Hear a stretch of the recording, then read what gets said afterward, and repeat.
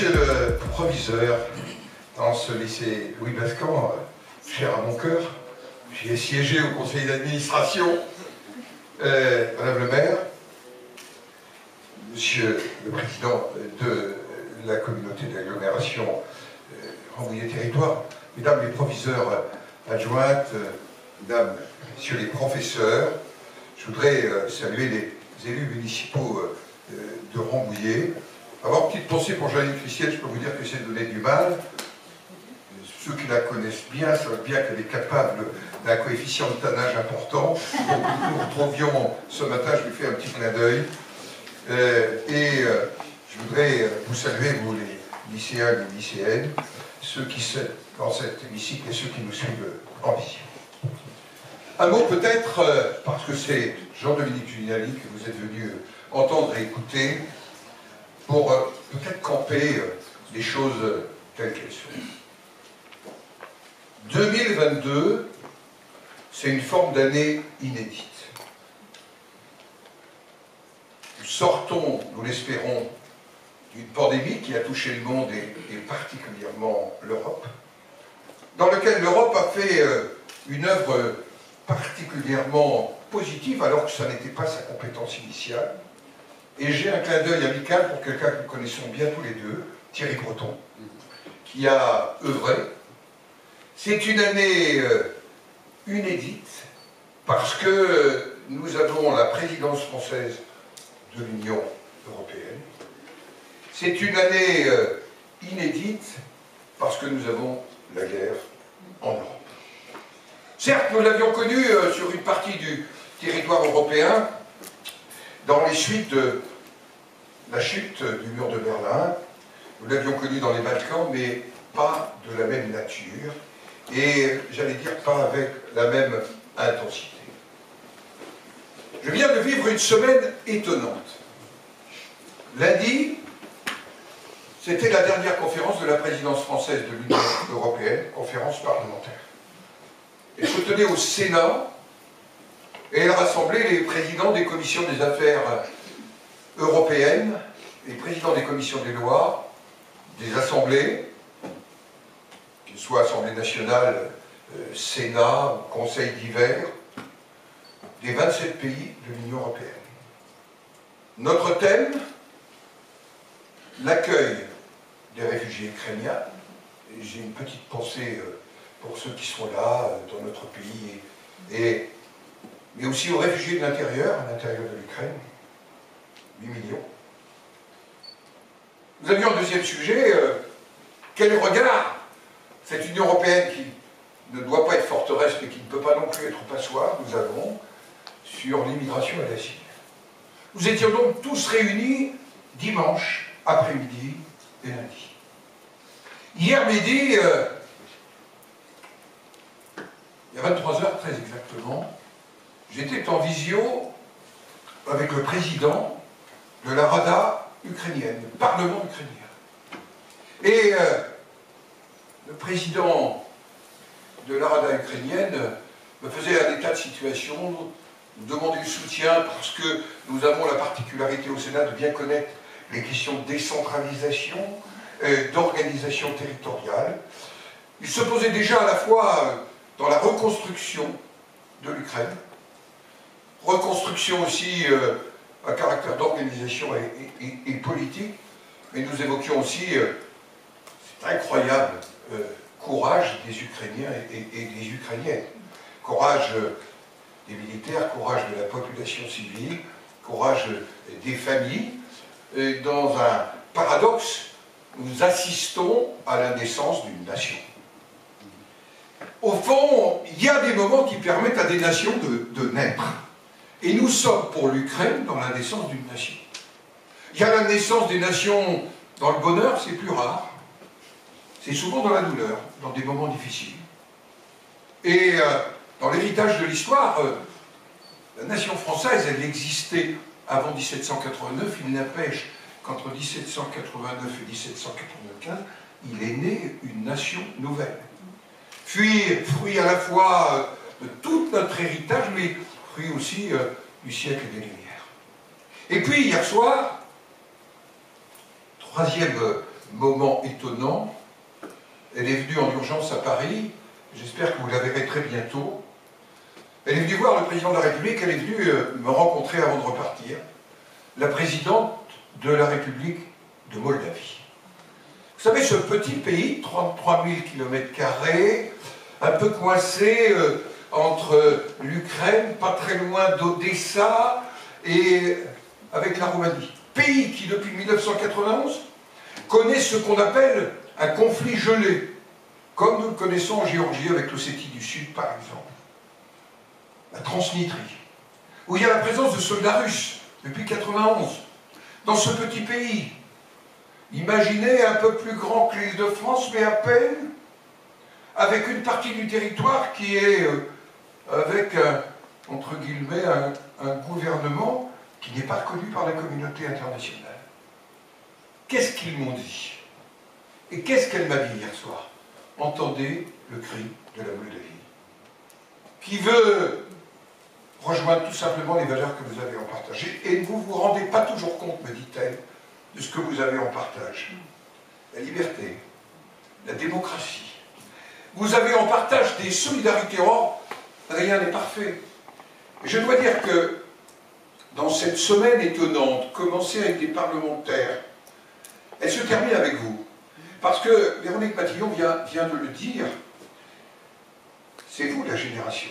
Et peut-être nous nous sommes habitués à l'Europe comme une évidence, alors qu'elle demeure toujours une conquête. Moi j'ai le souvenir, il y a un certain temps que je ne suis plus lycéen, j'ai le souvenir de mon père, j'étais tout petit, voyant le général de Gaulle rencontrant des jeunes étudiants, avec le chancelier Adenauer, dans cette université allemande. Et mon père, qui avait connu la guerre, y compris dans un engagement très fort de son père, me dit qu'il n'y a que lui qui pouvait faire ça. Nous avons connu la construction européenne, et j'évoquais avec Jean-Dominique Giuliani que quand j'ai été élu, très jeune, je vous rassure pour mon âge, au Sénat, il existait encore le rideau de fer et le mur de Berlin. Je me suis rendu au mur de Berlin. Et j'étais avec un homme dont le nom rappellera des choses à Jean-Dominique Giuliani, mais doit s'inscrire dans vos têtes. Jean-François Poncet. Son père, André-François Poncet, avait été notre ambassadeur dans l'Allemagne. Il a vu la montée de l'hitlérisme, du national-socialisme. Et il me rappelait, à moi, tout jeune parlementaire, qu'il avait vu, qu'il avait été réveillé dans la nuit, près de la Paris-Platz, par l'incendie du Reichstag, qui était la marque de la négation des valeurs de la démocratie. Le mur est tombé, les barbelés se sont effacés, nous avons élargi l'Union européenne, ça n'était pas simple. Des gens qui ont vécu séparés, des gens qui ont vécu des drames. Si vous prenez le drame de la Pologne, par exemple, ou ce qu'ont vécu la Tchécoslovaquie dans la crise des Sudètes, vous voyez bien que construire l'Europe, ça nécessite une volonté politique. Mais c'est votre génération qui me semble aujourd'hui avoir la responsabilité de lui donner aussi un nouveau souffle. Alors Jean-Dominique Giuliani, il est le président de la Fondation Robert Schuman. Robert Schuman, qui dans sa déclaration disait, et ça nous ramène à aujourd'hui, la paix mondiale ne saurait être sauvegardée sans des efforts créateurs à la mesure des dangers qui la menacent. Je crois que beaucoup de choses sont dites. Jean-Dominique Giuliani préside cette fondation qui est née d'ailleurs pour accompagner les pays qui rentraient dans l'Union européenne, pour travailler pour l'Europe. C'est un Européen fervent, convaincu, mais aussi réaliste. Il n'ignore pas les difficultés, il ne les gomme pas. Je l'ai connu, et c'est l'occasion pour moi de rappeler un grand monsieur qui a été ministre de l'Éducation nationale, dont j'ai été le jeune vice-président à l'époque, un peu insupportable, Monsieur Robert Monory, Monsieur Monory, je dois dire qu'il était son directeur de cabinet comme président du Sénat. Il connaît donc aussi la démarche du Sénat. J'ai été trop long, je lui cède la parole. Je voulais simplement vous raconter cette année inédite et ma semaine étonnante.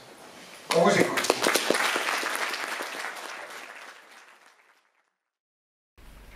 Monsieur le Président, vous aurez écouté encore plus longtemps avec beaucoup de joie.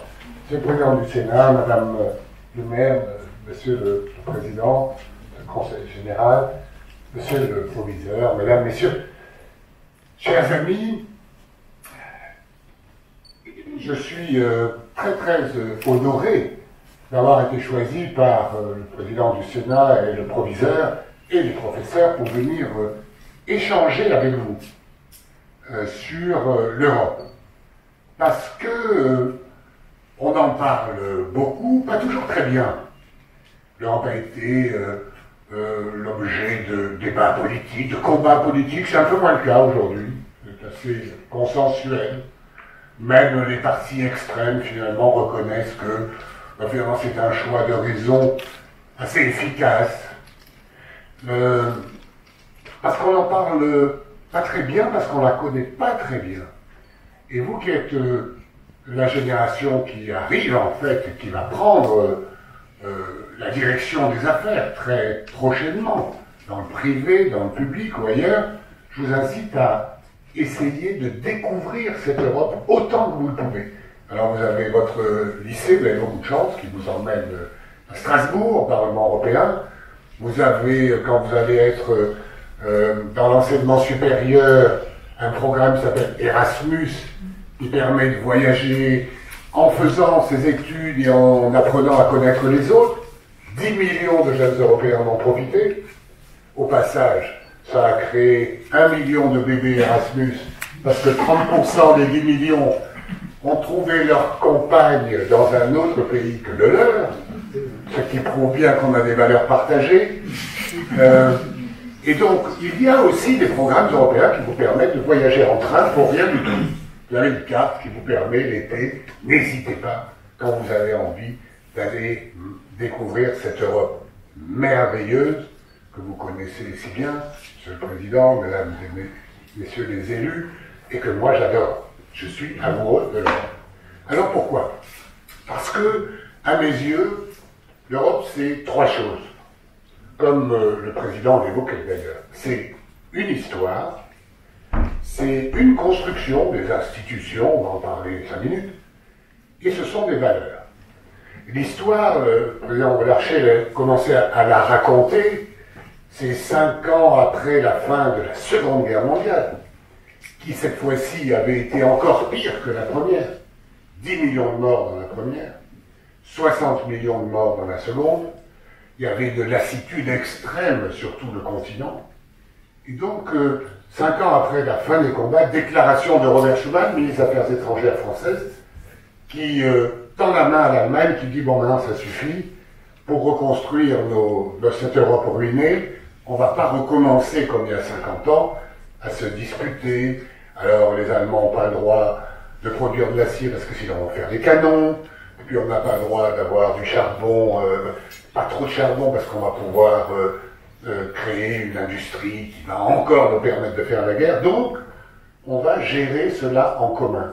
Petit geste qui va déclencher un cliquet qui est encore valable aujourd'hui.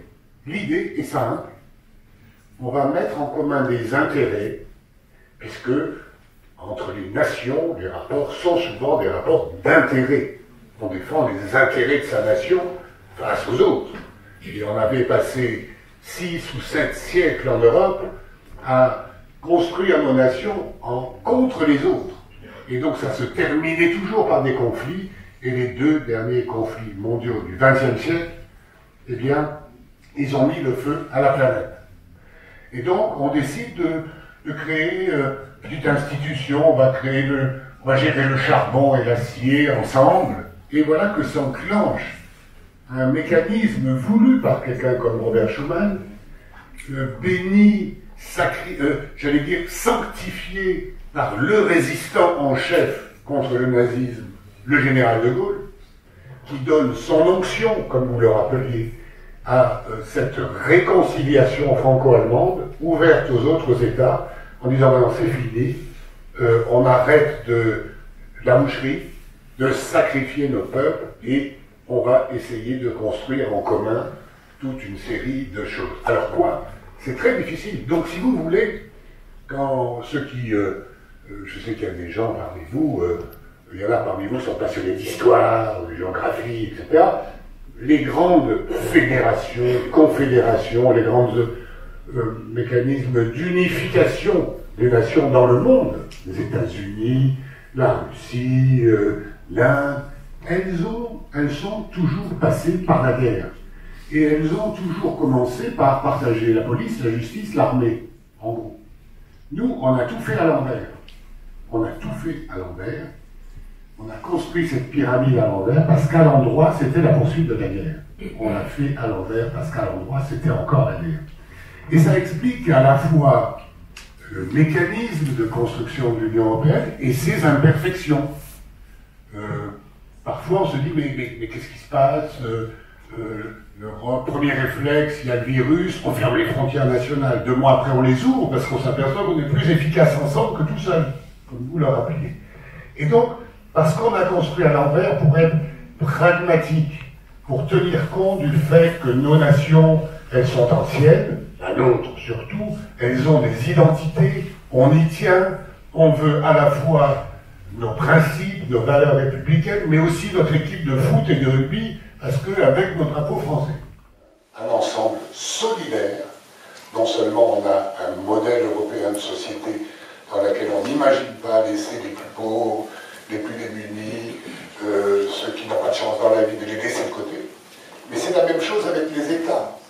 Il n'y a pas de petits et de grands États en Europe, tous les États se valent, ils doivent être respectés, alors évidemment.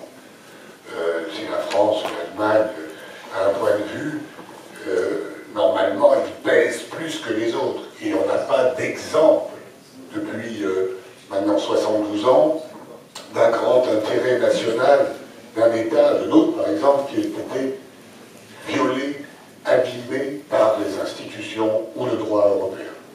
Et donc ça aussi c'est très important, parce que chaque fois qu'on a une décision européenne, une règle européenne, on a l'impression que ça vient se surajouter à des administrations, à un droit qui parfois est pesant et qu'on ne comprend pas. Mais en réalité, ce qu'il faut comprendre, ce qu'on a réussi à créer autour de ce qu'on appelle le grand marché européen, c'est une règle unique qu'on applique dans quelques domaines. Dans d'autres, on partage les compétences, je vous dirai lesquelles d'ailleurs. Aujourd'hui, il n'y a que 5 compétences de l'État qu'on a confiées à l'Union européenne. La monnaie, il y a 1 euro géré à Francfort par une banque centrale européenne autonome, dans laquelle bien sûr les États sont représentés, mais elle est autonome, elle décide de la monnaie. L'union douanière, le commerce, la concurrence et, curieusement, la protection des ressources halieutiques. Déjà, on avait, il y a 72 ans, une inquiétude sur l'environnement. Et on voit bien aujourd'hui que toutes les règles environnementales, elles sont plutôt européennes que nationales, parce que, évidemment, les nuages, la pollution ne s'arrêtent pas aux frontières.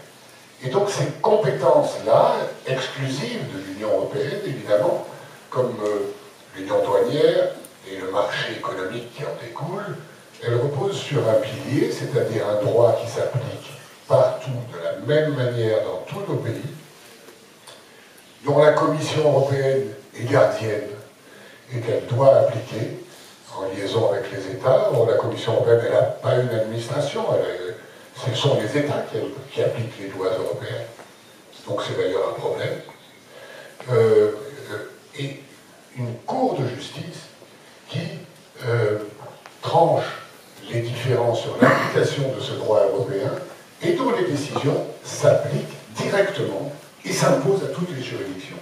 Ça, c'est ce qu'on appelle le marché intérieur européen.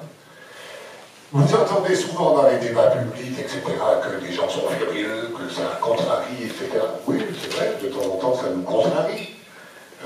Mais en réalité, c'est la richesse de l'Union l'Union européenne qui fait qu'aujourd'hui, sur le plan économique, le PIB de l'Union européenne à 27, y compris avec la Roumanie, la Bulgarie, les pays les plus pauvres, équivaut à celui de la Chine et même souvent supérieur. Et de loin supérieur à celui des États-Unis d'Amérique. Donc nous avons créé une espace de prospérité, de richesse, par cette démarche complètement inédite de coopération volontaire de pays souverains qui acceptent de mettre en commun, de mutualiser certaines de leurs compétences pour être plus efficaces. Et on voit bien qu'aujourd'hui, le défi de l'Union européenne pour l'avenir, c'est l'efficacité. Il faut qu'elle démontre qu'elle est efficace. Alors sur les vaccins, elle a fini par le démontrer. Nous sommes le premier producteur mondial de vaccins, grâce à un commissaire européen français, Thierry Breton, particulièrement actif d'ailleurs. Nous sommes le premier producteur mondial de vaccins et nous sommes le premier donateur mondial de vaccins. Nous avons donné, notamment aux pays d'Afrique, 1,5 milliard de doses de vaccins parce qu'ils n'avaient pas de quoi le produire.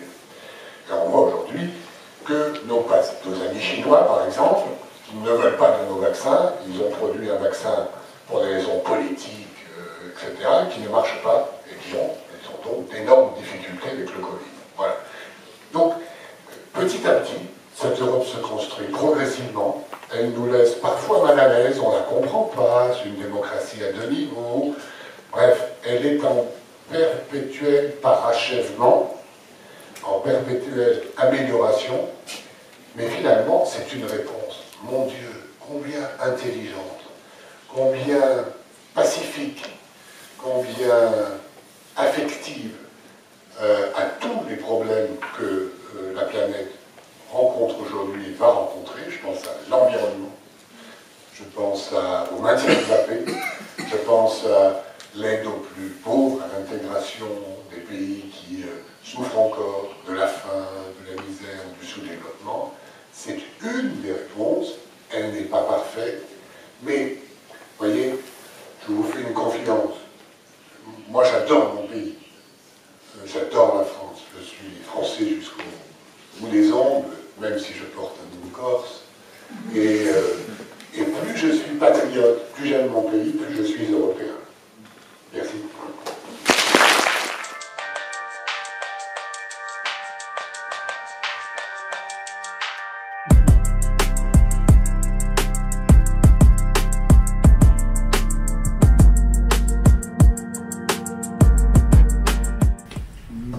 Vous avez dissocié l'Union européenne et l'Europe. C'est quoi la différence Réponse toute simple. L'Europe, c'est un continent. On n'est d'ailleurs pas d'accord sur ses frontières, qui pose un petit problème. Et l'Union européenne, c'est une union d'États dont on connaît les frontières, et qui a aussi des problèmes, parce qu'à ces frontières, tout le monde peut la rejoindre. Voilà. Donc l'Europe, c'est un continent géographique. L'Union européenne, ce sont 25 États représentant 440 millions de cette Europe qui vraisemblablement fait 5 à 600 millions d'habitants. Par exemple, tous les pays des Balkans ne sont pas membres de l'Union européenne. Là aussi, la question s'est posée. Jusqu'à l'Oural, elle revendique une identité européenne. Après, c'est manifestement l'Extrême-Orient. Voilà. La différence, elle est simple. Et j'ai bien fait attention d'utiliser l'Europe quand je parlais de l'Europe géographique, culturelle ou autre, et l'Union européenne quand on parle des institutions. C'est beaucoup moins drôle d'ailleurs, parce qu'on ne peut pas rêver dedans. Alexandre, je fais partie du CVL. Il y a une semaine, nous avons visité le Parlement européen avec la majorité des gens qui sont ici, avec le CVL. Bien dans le micro. Et puis, il y a une chose que nous avons compris assez vite, c'est que la France sans l'Europe, ce n'est pas tout à fait la France, et l'Europe sans la France, ce n'est pas tout à fait l'Europe. Et la question que je vous pose est la suivante. La France, on a bien compris, elle a une place particulière à jouer dans l'Europe. D'abord, quelle est sa place, hein? Est-ce que c'est un médiateur, gardien de paix ou alors économique? Et encore une deuxième question, comment être pleinement européen tout en portant haut sa souveraineté, en respectant sa souveraineté nationale? J'ai combien? J'ai 2 heures. Vous corrigerez ma copie.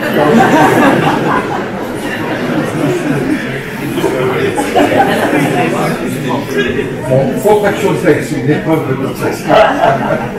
Donc je vais essayer de faire preuve d'esprit de synthèse, ce qui est quelque chose qu'on va vous réclamer beaucoup pendant toutes vos études. Hein. Donc la synthèse et la clarté.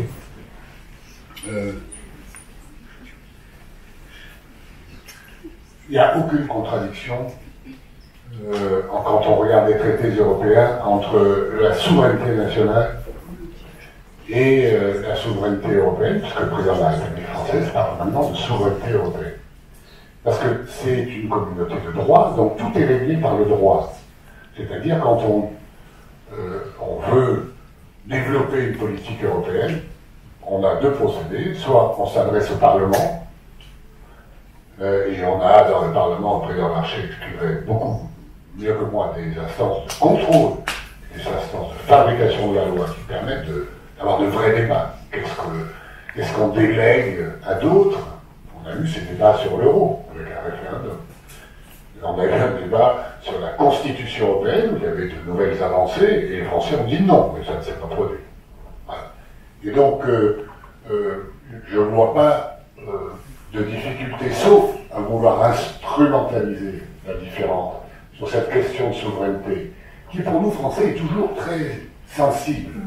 Parce que nous avons une spécificité dans l'Europe. J'en profite faire une digression, si vous permettez. Nous, la nation française, s'est construite autour de l'État et grâce à l'État. Nous sommes les seuls en Europe, peut-être avec les Britanniques. Mais le peuple allemand existait avant l'État allemand. Et, bon, si vous me permettez cette liberté, quand l'État allemand a existé, un État centralisé, ça n'a jamais été une bonne nouvelle. Ça s'est toujours mal terminé. L'Italie, le peuple italien existait à travers les cités, avant d'exister, il était très récent, il a à peine plus de 100 ans, l'État italien. On peut dire de l'État espagnol, les Pays-Bas, la Belgique. Nous sommes, nous, une nation construite autour de l'État, dont l'État a, du coup, une légitimité, un poids beaucoup plus fort que nos partenaires, ce qui explique qu'on ait parfois des problèmes d'interprétation. Et il faut se garder, nous, Français, de penser, de mélanger l'État et l'identité. Ce que nous faisons trop souvent. C'est pas parce que l'État a, je sais pas, plus de compétences en matière de santé ou de vaccins que notre identité est menacée. Pas du tout. D'ailleurs, nos régions, nos élus locaux sont là pour nous le rappeler que l'identité nationale, elle est d'abord sur le terrain. Le Sénat l'incarne, les maires qui sont les élus les plus appréciés, toujours, hein, l'incarnent, et ça remonte jusqu'à l'État et ça légitime un système politique où il y a toute une série d'élections, etc. Mais là, je m'arrête parce que je ne peux pas parler de ça devant le président du Sénat, qui est bien plus compétente que moi. Mais donc, c'est une vraie spécificité française. Et il ne faut pas confondre l'État, l'identité et la nation. Ce n'est pas la même chose, n'est-ce pas? L'État, c'est l'instrument d'une volonté politique, démocratique chez nous. Et on a cette chance, avec plus ou moins de contrôle, un Parlement, et puis le peuple aussi, qui peut s'exprimer par référendum. Je ne sais pas si j'ai répondu à votre question, mais ça mériterait de longs développements. Je m'appelle Henriette. Je suis en première, plus précisément en spécialité histoire géopolitique. Durant l'année, nous avons traité le thème de la démocratie et nous aimerions savoir de quelle manière l'Union européenne peut-elle améliorer notre quotidien. Il a écrit les choses là-dessus, il va vous répondre. On fait une question ou on fait plusieurs? Il y avait une question. Il nous reste un quart d'heure. Ah, le temps, vous voulez dire? Allez-y, posez 3-4 questions, puis on se répartira les réponses. D'accord, on fait comme ça. Bonjour, je m'appelle Marie-Charlotte et je suis en première également en spécialité d'histoire géo. Et ma question, moi, c'est est-ce que d'après vous, l'Union européenne, elle devrait être perçue comme une seule et même puissance? Allez, encore, on va dire 2 questions. Alors, le choix est... Tu as levé la main avant, je crois, et après, on reviendra par là. Allez. Bonjour, je m'appelle Libel, et ma question est la suivante. Donc, la France est-elle réellement plus puissante grâce à l'Union européenne? Alors la démocratie, la démocratie, c'est pas, si je peux me permettre, Henriette, la démocratie, c'est pas d'apporter quelque chose aux gens, c'est de permettre aux gens de participer à un idéal commun. C'est-à-dire la démocratie, c'est comme disait le président Kennedy, qu'est-ce que je peux faire pour mon pays et qu'est-ce que mon pays peut faire pour moi. C'est la marche à deux sens. Vous voyez ce que je veux dire sur le plan des mots? J'ai compris que c'était ce que vous vouliez dire, mais il faut faire attention. Quand on dit qu'est-ce que l'Europe m'apporte, parce que sinon l'Europe c'est un grand marché de distribution, on va trouver de l'argent, on va trouver des avantages, mais ça nécessite aussi une implication. Et votre question est très judicieuse parce que c'est bien la démocratie qui est en cause avec la guerre en Ukraine. Parce que les Ukrainiens, ils veulent plutôt vivre à l'européenne. Et c'est ce que Poutine, son régime, lui dénie le droit de vivre à l'européenne. D'où la guerre qu'il a déclenchée. Et je ne pense pas que tout le peuple russe, d'ailleurs, pour rejoindre la question tout à l'heure, partage ce point de vue d'un pouvoir très particulier, qui est un pouvoir assez policier, si je puis dire, hérité de la période dictatoriale, et un pouvoir de voleurs kleptocrates, parce que les oligarques et leurs grands yachts, il y en a marre. Moi, je connais la Russie, qui a besoin de développement, qui a besoin d'argent pour des hôpitaux, etc. Et quand je vois en Méditerranée des yachts à 600 millions d'euros, ça me fait mal au cœur. Voilà. Bon. Donc c'est un pouvoir très particulier, qui n'a pas une base populaire très solide, et ce qui explique la réaction brutale de M. Poutine, parce qu'il a peur de la démocratie. Et c'est pour ça qu'il faut qu'on soit aux côtés de l'Ukraine. Parce que s'il gagne en Ukraine, toute une série d'autres dictateurs existants au potentiel vont vouloir nous expliquer que notre démocratie c'est bien joli, mais regardez tous les problèmes qu'elle a, et nous on est beaucoup plus efficaces. Donc les démocraties, le vrai défi des démocraties, le vrai défi de l'Europe, c'est l'efficacité. Montrer qu'on est efficace pour résoudre des problèmes communs, pas seulement mon problème à moi, le problème de la collectivité, de la commune, de la nation, des problèmes de la santé, des problèmes du développement, du handicap, des problèmes du sous-développement à nos frontières. Voilà pour la démocratie. Que dire d'autre? Je crois que, bon, ça mériterait là aussi de longs développements. Un mot, parce que les deux questions qui suivaient, est-ce que la France est plus forte et est-ce que l'Europe est une seule et même puissance? Tout à l'heure, Jean-Dominique Giuliani vous a dit la part du produit intérieur brut européen. Il faut savoir que le produit intérieur brut de la Fédération de Russie égale le produit intérieur brut des Pays-Bas. Vous voyez bien qu'il y a une différence assez extraordinaire, et donc nous sommes une puissance économique. Nous sommes, pas encore, mais nous allons le devenir, sans doute à cause de la crise ukrainienne, une puissance qui doit maîtriser son énergie. Car nous sommes aujourd'hui, l'Europe, en état de dépendance. Trois approches: la diversification des sources d'énergie, la maîtrise de la consommation d'énergie, et là, nous rejoignons la dimension climatique, mais aussi cesser de penser en absence de souveraineté. Car la souveraineté européenne, ça n'est pas, j'allais dire, un gros mot. La souveraineté européenne, il faut dire qu'on ne peut l'atteindre que collectivement, en étant une puissance collective. C'est un de nos enjeux. Lundi matin, le président de la Commission européenne de la République tchèque me disait, alors qu'il va soutenir la sortie du pétrole russe, qui dépendait à 75%, et il dit par nos lâchetés successives d'ailleurs, de la fourniture venant de la Fédération de Russie. Même chose pour l'Allemagne, qui a fait un arbitrage assez brutal en se retirant totalement du nucléaire, mais en devenant dépendant d'une puissance. Donc il faut que nous gérions la diversification, des objectifs de diversification et de souveraineté. Est-ce que la France serait plus forte ou une puissance? J'allais dire non. Je pense que nous avons besoin, aujourd'hui nous sommes interdépendants, c'est pas le gros mot. Je voudrais terminer sur un mot auquel l'Europe devra réfléchir plus avant. Nous l'avions engagé. Est-ce qu'il y a un pilier européen de défense?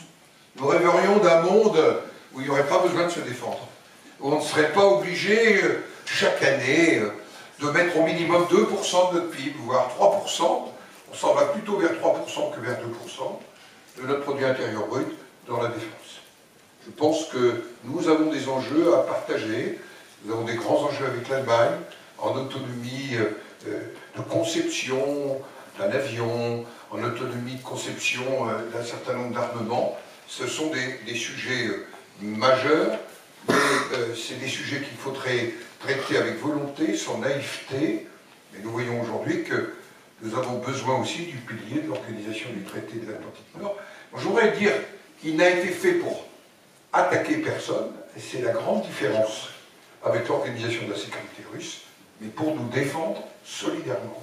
Il y a une vraie différence, et parfois ça n'est pas assez dit, et on n'entend pas assez.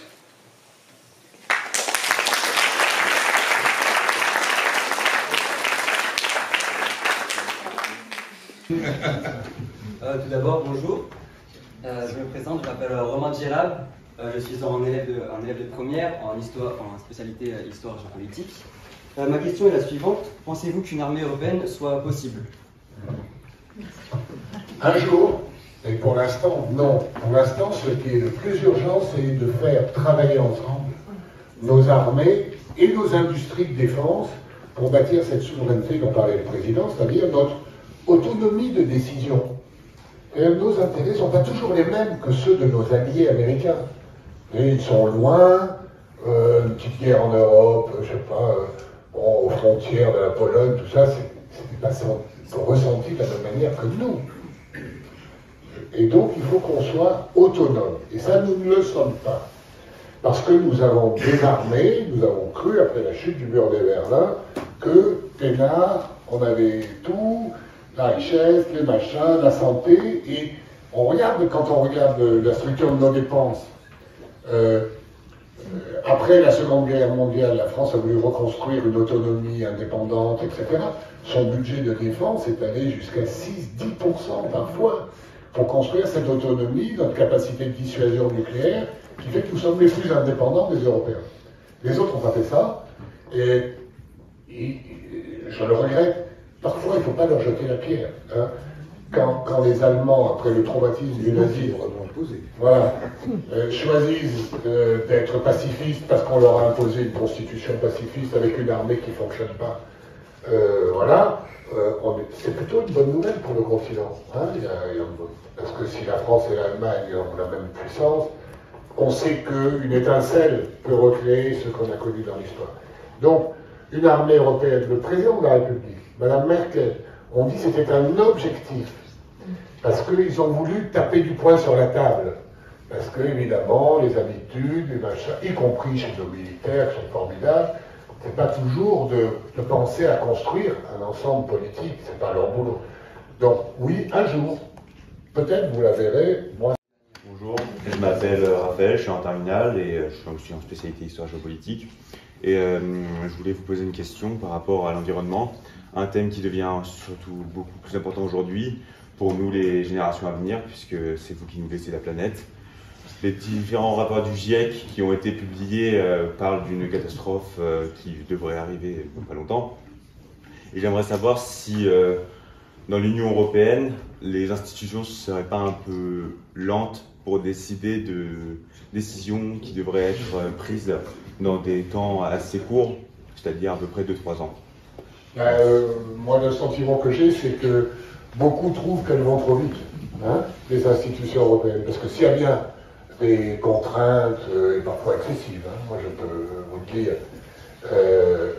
pour l'environnement, des règles environnementales, ce sont les institutions européennes et le Parlement européen en particulier, avec la Commission, qui poussent énormément à réagir. Je peux prendre plein d'exemples. On veut diminuer les pesticides, mais vraisemblablement, ça va avoir un impact sur la production de céréales de moins 20%, au moment où il y a 100 millions de personnes qui meurent de faim en plus. Donc si vous voulez, l'objectif lutte contre le réchauffement climatique, s'il y a un endroit au monde où il est vraiment pris au sérieux, et parfois un peu trop même, hein, de manière trop rigoureuse, c'est bien à Bruxelles et Strasbourg. C'est vraiment un plaisir de vous écouter, Madame le maire et Monsieur le président de Territoire Rambouillet. Merci aussi de votre présence. À chaque échelon, cette Europe se construit. Et on vous l'a dit, c'est vous qui allez porter tout cela demain avec des responsabilités, mais avec aussi de très beaux cadeaux qu'on vous lègue. Hein, j'arrête pas de vous le dire, c'est à vous de construire l'avenir pour vos enfants quand vous en aurez. Voilà, c'est un peu cette humanité-là qu'on construit au lycée. Mais pour vous quatre, un très très grand merci. Bravo.